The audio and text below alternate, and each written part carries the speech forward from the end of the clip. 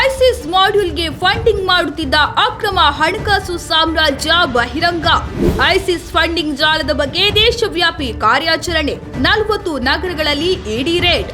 ISIS ಸಂಬಂಧಿತ ಮೂಲಭೂತವಾದದ ಅಕ್ರಮ ಹಣಕಾಸು ಜಾಲವನ್ನು ಬಯಲಿಗೆಳೆಯಲು ದೇಶದಾದ್ಯಂತ ತೀವ್ರ ಕಾರ್ಯಾಚರಣೆಯನ್ನು ನಡೆಸಲಾಗುತ್ತಿದ್ದು, ಶಂಕಿತ ಐಸಿಸ್ ಸಂಬಂಧಿತ ಜಾಲವನ್ನು ಗುರಿಯಾಗಿಸಿಕೊಂಡು ನಡೆಸಿದ ಪ್ರಮುಖ ಕಾರ್ಯಾಚರಣೆಯಲ್ಲಿ ಜಾರಿ ನಿರ್ದೇಶನಾಲಯಗಳು ಬಹುರಾಜ್ಯಗಳಲ್ಲಿ ಹರಡಿರುವ ಸುಮಾರು 40 ಸ್ಥಳಗಳಲ್ಲಿ ವ್ಯಾಪಕ ಶೋಧಗಳನ್ನು ನಡೆಸಿವೆ.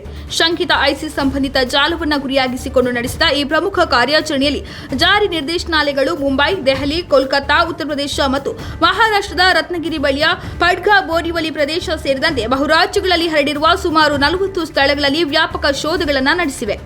ರಾಷ್ಟ್ರೀಯ ಭದ್ರತೆ ಮತ್ತು ಆಪಾದಿತ ಹಣಕಾಸು ಕಾರ್ಯಾಚರಣೆಗಳ ಪ್ರಮಾಣದ ಬಗ್ಗೆ ಗಂಭೀರ ಕಳವಳಗಳನ್ನು ವ್ಯಕ್ತಪಡಿಸಿದ ನಂತರ ಹಣ ವರ್ಗಾವಣೆ ತಡೆ ಕಾಯ್ದೆ ಅಡಿಯಲ್ಲಿ ಈ ಕ್ರಮವನ್ನು ಪ್ರಾರಂಭಿಸಲಾಯಿತು. ಆರೋಪಿಗಳು, ಅವರ ನಿಕಟವರ್ತಿಗಳು, ಕುಟುಂಬ ಸದಸ್ಯರು ಮತ್ತು ಸಂಶಯಾಸ್ಪದ ಹಣಕಾಸು ಸಂಪರ್ಕಗಳು ಅಥವಾ ಅನುಮಾನಾಸ್ಪದ ಹಣಕಾಸಿನ ವಹಿವಾಟುಗಳನ್ನು ತೋರಿಸುವ ಸಂಸ್ಥೆಗಳಿಗೆ ಸಂಬಂಧಿಸಿದ ಸ್ಥಳಗಳಲ್ಲಿ ಶೋಧಗಳನ್ನು ನಡೆಸಲಾಯಿತು.